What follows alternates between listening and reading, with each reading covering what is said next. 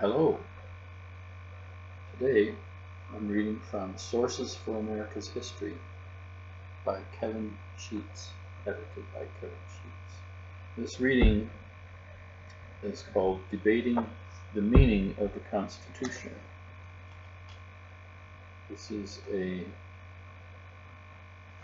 speech presented by Abraham Lincoln in 1860.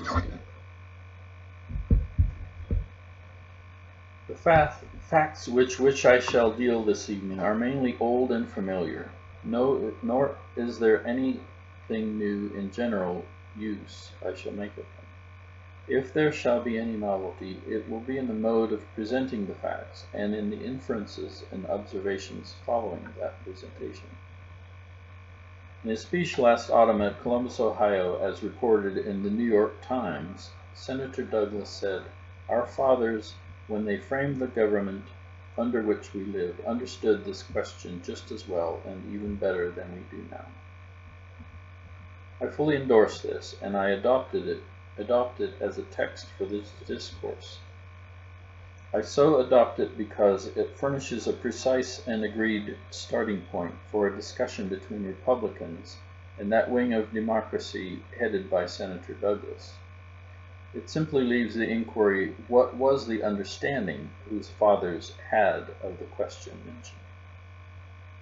What is the frame of government under which we live? The answer must be the Constitution of the United States. That Constitution consists of the original, framed in 1787, under which the present government first went into operation, and the 12 subsequently framed amendments, the first 10 of which were framed in 1789. Who were the fathers of that framed Constitution? I suppose the 39 who signed the original instrument may fairly well be called our fathers by those who framed that part of the present government. It is almost exactly true to say that they framed it, and it is altogether true to say they fairly represented the opinions and sentiment of the whole nation at that time. Their names being familiar to nearly all and accessible to quite all need not now be repeated.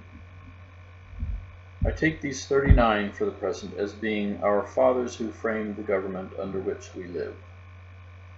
What is the question which, according to the text, those fathers understood just as well or even better than we do? It is this: does the proper division of local from federal authority, or anything in the Constitution, forbid our federal government to control as to slavery in our federal territories? Upon this, Senator Douglas holds the affirmative, and the Republicans the negative. This affirmation and denial form an issue, and this question, is precisely what the text declares our fathers understood better than we. Let us now inquire whether the 39 or any of them ever acted upon this question, and if they did, how they acted upon it, and how they expressed that understanding. In 1784, 3 years before the Constitution, the United States, then owning the Northwestern Territory and no other, the Congress of the Confederation had before them the question of prohibiting slavery in that territory. And 4 of the 39 who afterward framed the Constitution were in that Congress and voted on the question. Of these, Roger Sherman, Thomas Mifflin, and Hugh Williamson voted for the prohibition, thus showing that in their understanding no line dividing local from federal authority, nor anything else, properly forbade the federal government to control as to slavery in federal territory.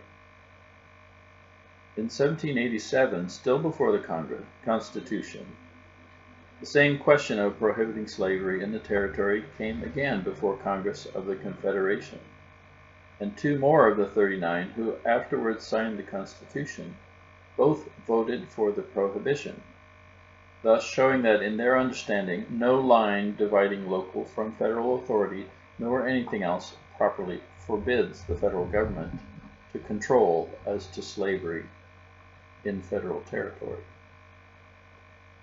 In 1789, by the first Congress which sat under the Constitution, an act was passed to enforce the Ordinance of '87, including the prohibition of slavery in the Northwestern Territory.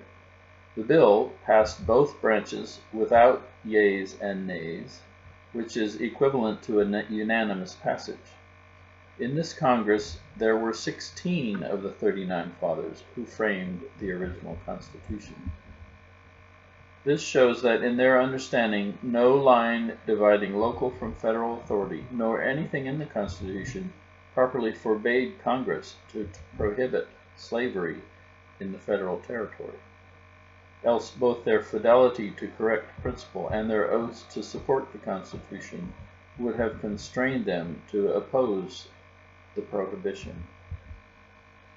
Again, George Washington, another of the 39, was then President of the United States, and as such approved and signed the bill, thus completing its validity as a law, and thus showing that in his understanding no line dividing local from federal authority, nor anything in the Constitution, forbade the federal government to control as to slavery in federal territory. In 1803, the federal government purchased the Louisiana Territory. Congress did not, in the Territorial Act, prohibit slavery, but they did interfere with it, take control of it, in a more marked and extensive way than they did in the case of Mississippi. The substance of the provision therein made in relation to the slaves was, first, that no slave should be imported into the territory from foreign parts. Second, that no slave should be carried into it who had been imported into the United States since the first day of May, 1798. Third, that no slave should be carried into it except by the owner and for his own use as a settler, the penalty in all cases being a fine upon the violator of the law and freedom to the slave. In the Congress which passed it, there were 2 of the 39. They would not have allowed it to pass without recording their opposition to it, if in their understanding it violated either line or properly divided local from federal authority, or any provision in the Constitution. The cases I have mentioned are the only acts of the 39 or any of them upon the direct issue which I have been able to discover. The sum of the whole is that of our 39 fathers who framed the original Constitution, 21, clear majority of the whole, certainly understood that no proper division of local from federal authority, nor any part of the Constitution, forbade the federal government to control slavery in federal territories, while all the rest probably had the same understanding. Such unquestionably was the understanding of our fathers who framed the original Constitution, and the text affirms that they understood the question better than we. But enough, let all who believe that our fathers who framed the government under which we live understood this question just as well and even better than we do now, speak as they spoke, act as they acted upon it. This is all Republicans ask, all Republicans desire in relation to slavery. As those fathers remarked it, so let it be again marked, as an evil not to be extended, but to be tolerated and protected only because of, and so far as its actual presence among us makes us that toleration and protection a necessity. Let all the guarantees whose fathers gave it be not grudgingly but fully and fairly maintained. For this Republicans contend, and with this, so far as I know or believe, they will be content. Now, if they would listen, as I suppose they will not, I would address a few words to the Southern people. You say we are sectional. We deny it. That makes an issue and the burden of proof is upon you. To produce your proof. And what is it? Why, that our party has no existence in your section, gets no votes in your section. The fact is substantially true, but does it prove the issue? The fact that we get no votes in your section is a matter of your making, not of ours. And if there be fault in that fact, the fault is primarily yours, and remains until you show that we repel you by some wrong principle or practice. Do you accept the challenge? No. Then you really believe that the principle which our fathers who framed the government under which we live thought so clearly right as to adopt it, and endorse it again and again upon their official oaths, is in fact so clearly wrong as to demand your condemnation without a moment's consideration. Some of you delight to flaunt in our faces the warning against sectional parties given by Washington in his farewell address. Less than 8 years before Washington gave that warning, he had, as President of the United States, approved and signed an act of Congress enforcing the prohibition of slavery in the Northwest Territory, which act embodied the policy of the government upon that subject up to it and at the very moment he penned that warning. And not 1 year after he penned it, he wrote Lafayette that he was considering that prohibiting a wise measure, expressing in the same connection his hope that we should at some time have a confederacy of free states. Again, you say we have made the slavery question more prominent than it formerly was. We deny it. We admit that it is more prominent, but we deny that we made it so. It was not we but you who discarded the old policy of the fathers. We resisted and still resist your innovation, and thence comes the greater prominence of the question. Would you have that question reduced to its former proportions? Go back to that old policy. What has been will be again, under the same conditions. If you would have the peace of the old times, readopt the precepts and policies of the old times. You charge that we stir up insurrection among your slaves. We deny it. And what is your proof? Harper's Ferry. John Brown. John Brown was no Republican. If you have failed to implicate a single Republican in his Harper's Ferry enterprise,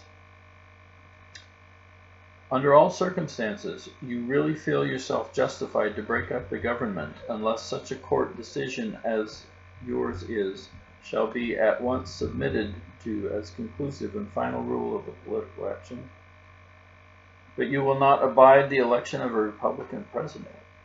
In that supposed event, you say, you will destroy the Union, and then you say, the great crime of having destroyed it will be upon us.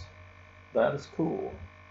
A highwayman holds a pistol to my ear and mutters through his teeth, stand and deliver or I shall kill you, and then you will be a murderer. A few words now to Republicans. Wrong as we think slavery is, we can yet afford to let it alone where it is, because that much is due to the necessity arising from its actual presence in the nation. But can we, while our votes will prevent it, allow it to spread to the national territories and to overrun us here in these free states? If our sense of duty forbids it, then let us stand by our duty, fearlessly and effectively. Let us be diverted by none of these sophistical contrivances wherewith we are so industriously plied and belabored. Contrivances such as groping for some middle ground between right and wrong, vain as the search for a man who should neither be a living man nor a dead man, such as the policy of don't care on a question about which all true men do care, such as union appeals beseeching true union men to yield to disunionists, reversing the divine rule and calling not the sinners but the righteous to repentance, such as invocations to Washington, imploring men to unsay what Washington said and to undo what Washington did. Neither let us be slandered from our duty by false accusations against us, nor frightened from it by menaces of destruction to the government, nor of dungeons to ourselves.